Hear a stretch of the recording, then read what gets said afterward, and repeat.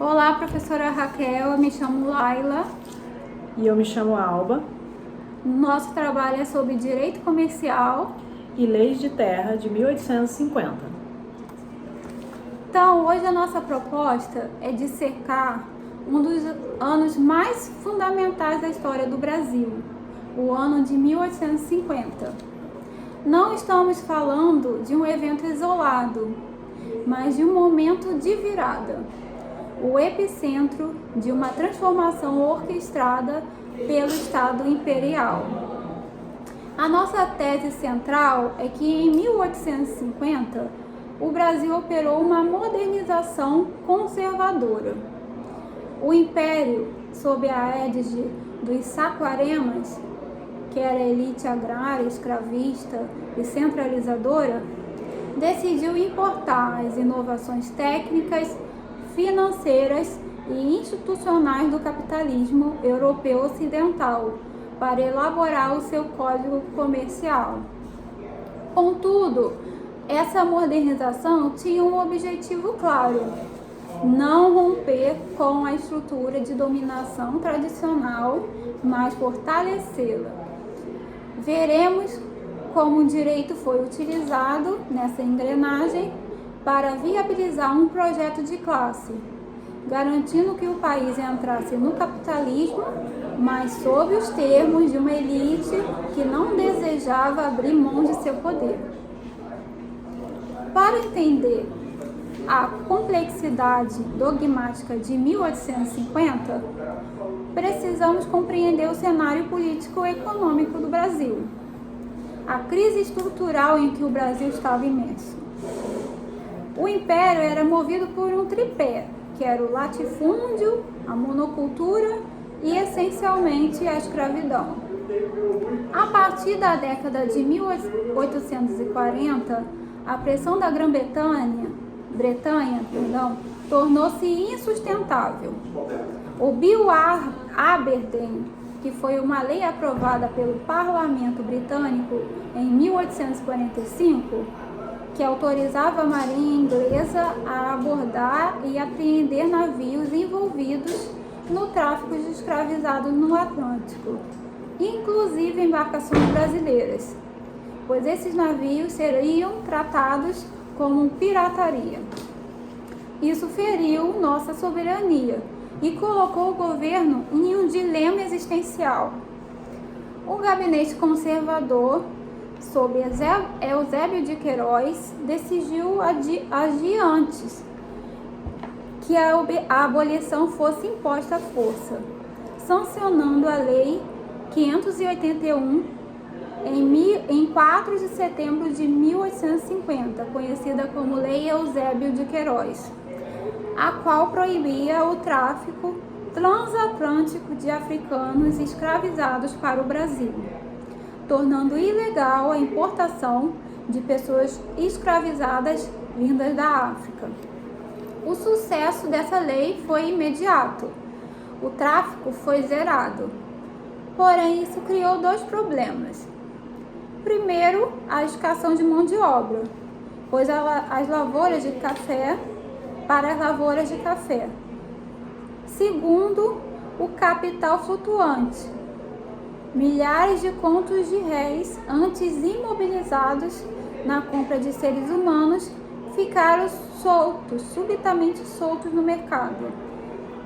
Se esse capital ficasse parado, teríamos deflação, porque haveria uma redução da circulação monetária e da atividade econômica. Menos negócios, menos investimentos e menor demandas por bens e serviços nós teríamos. Já se fosse especulado sem controle, ou seja, se fosse investido desenfreadamente em negócios sem base econômica sólida, poderíamos ter o colapso do sistema financeiro. Foi preciso, portanto, criar canais jurídicos para que esse dinheiro se transformasse em bancos, estradas de ferro e companhias de navegação. Esse foi o nascimento da modernização capitalista brasileira. Então, para que esse capital circulasse, precisávamos de segurança jurídica. O sistema anterior, baseado nas ordenações filipinas de 1603, era um emaranhado feudal, lento e burocrático, incapaz de regular o comércio do século XIX. O novo Código Comercial, que era a Lei 556 de 1850, foi, portanto, um avanço técnico notável. O Código Comercial adotou um sistema subjetivo mitigado, pois era um sistema em que o direito comercial se aplicava primeiramente à figura do comerciante. Para ser considerado um comerciante, o indivíduo precisava atender a requisitos formais, como a matrícula no Tribunal de Comércio e exercer a mercancia como profissão habitual. O artigo 4º do Código deixava claro que só gozava das proteções e da celeridade do processo mercantil quem fizesse da mercancia sua profissão habitual e estivesse registrado. O Código, então, comercial foi dividido em 3 partes. A primeira parte é do comércio em geral, que instituiu o dever da contabilidade, transformando livros comerciais em documentos probatórios. Foi aqui que regulamos as sociedades, inclusive a companhia ou sociedade anônima, permitindo a limitação da responsabilidade dos sócios. Na parte 2, do comércio marítimo, vital para um país litorâneo, com uma economia agroexportadora.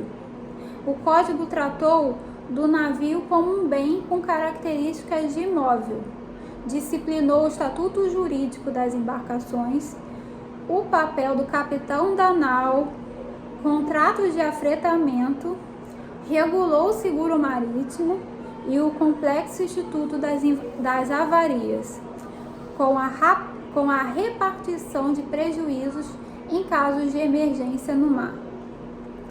Já a parte 3 é das quebras, as falências. O direito falimentar estabeleceu um regime rigoroso para o inadimplemento, diferenciando o falido excusável, desculpável, do falido fraudulento, que era sujeito à prisão civil, visando proteger o crédito e assegurar a liquidação de bens, que a liquidação de bens ocorresse de forma organizada para pagar os credores. Complementando o Código Comercial, o Decreto 737 de 1850 criou um rito processual comercial célere e especializado, estabelecendo os tribunais de comércio. Esses tribunais contavam com juízes togados e deputados comerciantes, privilegiando a oralidade, prazos curtos e a arbitragem, em claro contraste com o formalismo lento do processo civil comum da época. Com isso, conseguimos afastar as disputas mercantis da morosidade da justiça comum, conferindo o dinamismo que o capitalismo exigia. Em suma, o Código então forneceu o ferramental técnico indispensável para transformar a economia imperial em um ambiente apto ao capitalismo moderno, proporcionando a previsibilidade e a agilidade necessárias para o desenvolvimento dos setores urbanos e financeiros da época. Enquanto o Código Comercial abria as cidades, a Lei de Terras de 1850 fechava o campo. O Brasil vivia desde 1822 o regime das posses. Sem uma lei clara, a ocupação era a regra.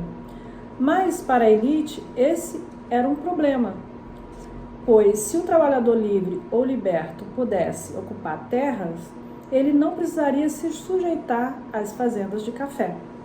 A Lei 601 de 1850, Lei de Terras, foi a resposta para essa preocupação da elite, pois o artigo 1º proibia a aquisição de terras por posse, ou seja, a lei extinguiu a possibilidade de adquirir terras devolutas, que eram terras públicas sem destinação específica, apenas por meio de ocupação direta ou posse. A prática que vinha sendo comum desde a suspensão das Seis-Marias de 1822, exigindo a compra como único título legítimo. Isso transformou o solo em uma mercadoria, submetida às leis do mercado, impedindo o acesso gratuito ao meio de produção. Além disso, a lei criou uma definição técnica para terras devolutas, presunção que englobava praticamente todo um território que não fosse uma propriedade privada já legitimada por títulos oficiais. Assim, inverteu-se o ônus da prova. Quem ocupava terra sem título escrito passava a ser considerado um ocupante ilegal. Foram proibidas as concessões gratuitas de terra, doações, reforçando que o acesso à terra passaria a exigir o pagamento em dinheiro à vista em leilões públicos, com preços intencionalmente elevados, para excluir as classes despossuídas. O objetivo político central da lei foi conter a autonomia de imigrantes pobres e futuros libertos, impedindo que eles se tornassem pequenos proprietários independentes. Ao tornar a terra inacessível, o Estado forçava esses trabalhadores a permanecerem no mercado de trabalho como assalariados nas grandes fazendas de café. Isso foi um mecanismo de engenharia social perfeito, pois o preço da terra foi elevado, afastando quem não tivesse capital. O imigrante, ao chegar, encontrava todas as terras festas já apropriadas pelos grandes fazendeiros ou reservadas pelo Estado para venda cara. A única opção era o trabalho assalariado. A população negra, que alcançava a liberdade, também não tinha recursos para a aquisição de terras, e por isso a lei acabou dificultando seu acesso à propriedade rural. Para completar, tivemos o registro do vigário, registro instituído pela Lei de Terras para validar as propriedades preexistentes, realizado pelo proprietário perante o vigário da paróquia local. A falta de fiscalização e a influência da elite rural permitiram fraudes em larga escala, onde grandes latifundiários declaravam áreas vastamente superiores às que possuíam, consolidando o fenômeno de grilagem, que era a apropriação ilegal de terras, especialmente terras públicas, mediante fraude, falsificação de documentos ou uso de influência política.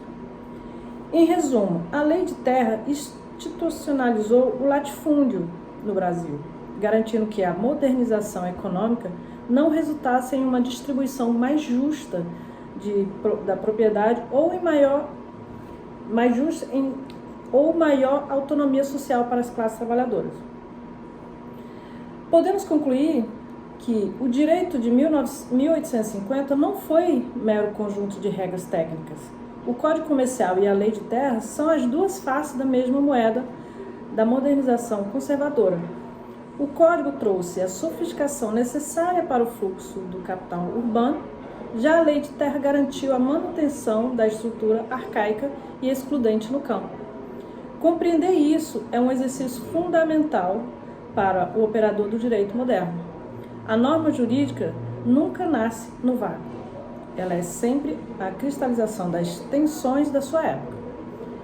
Como jurista, reconhecer que nossa estrutura agrária e nossa desigualdade social foram profundamente moldadas por essas decisões de 1850 é o primeiro passo para pensarmos um direito mais democrático e inclusivo.